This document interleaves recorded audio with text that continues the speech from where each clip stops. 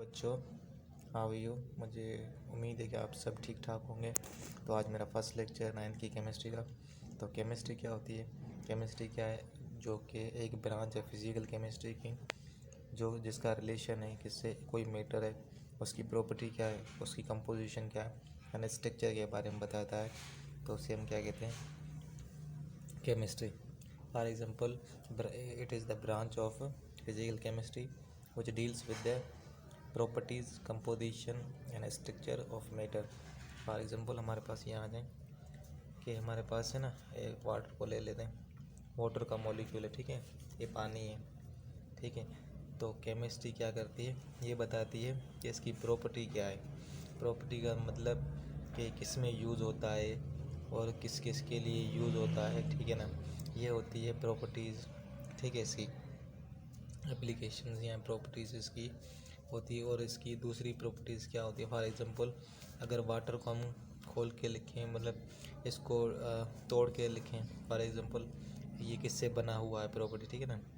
तो ये बना हुआ है 2 हाइड्रोजन के मॉलिक्यूल और एक ऑक्सीजन का मॉलिक्यूल। ऑक्सीजन की अलग प्रॉपर्टीज़ होगी, हाइड्रोजन की अलग प्रॉपर्टीज़ होंगी, ठीक है ना। हाइड्रोजन कहाँ यूज़ होता है, कैसे होता है, किस लिए होता है?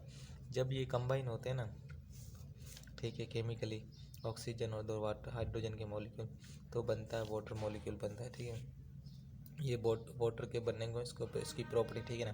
कंपोजिशन, अब ये दोनों हाइड्रोजन और ऑक्सीजन मिले, ये दोनों की कंपोजिशन हुई, क्या बना? वाटर मॉलिक्यूल बना। ये हो गया कंपोजिशन, ठीक है, प्रॉपर्टी।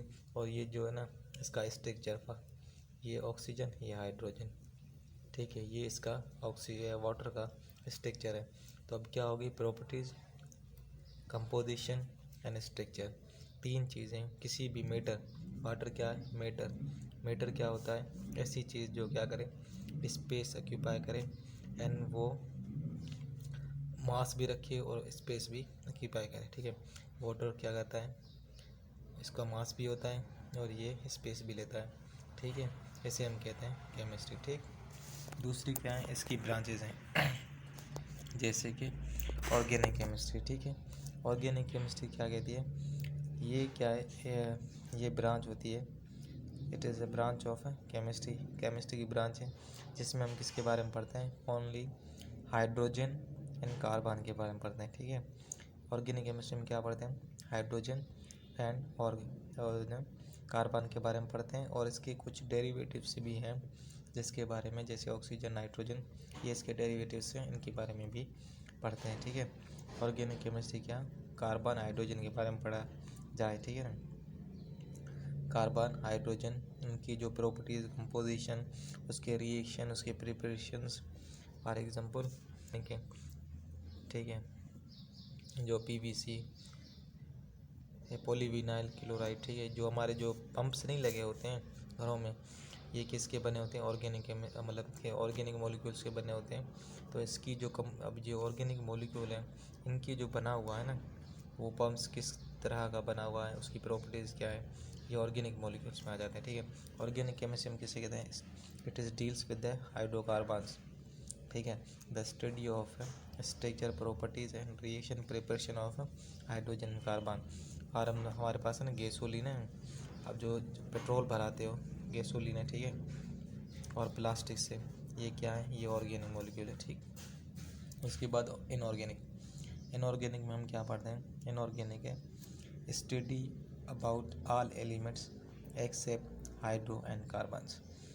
इनऑर्गेनिक केमिस्ट्री में हम क्या पढ़ते हैं? इनऑर्गेनिक केमिस्ट्री में पढ़ते हैं हाइड्रोजन एंड कार्बन के अलावा जो भी एलिमेंट्स हैं उनके बारे में पढ़ते हैं, ठीक है। किसके? हाइड्रोजन एंड कार्बन के अलावा जो भी एलिमेंट्स हैं उनके बारे में हम क्या पढ़ते हैं? ऑक्सीजन, ऑक्सीजन है, नाइट्रोजन है, सल्फर से, ठीक है, लिथियम वगैरह, जो भी ओनली क्या 118 एलिमेंट्स हैं, उसमें से हाइड्रोजन, कार्बन को निकाल लो।